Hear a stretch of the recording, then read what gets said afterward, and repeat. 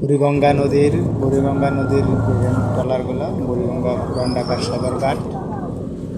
সদরঘাটে যে বড় বড় ট্রলারগুলো থেমে আছে সদরঘাটে বাবুবাজার ব্রিজের উপরে বাবুবাজার কেরানীগঞ্জ যে ব্রিজের উপর থেকে আপনাদেরকে দেখাচ্ছি।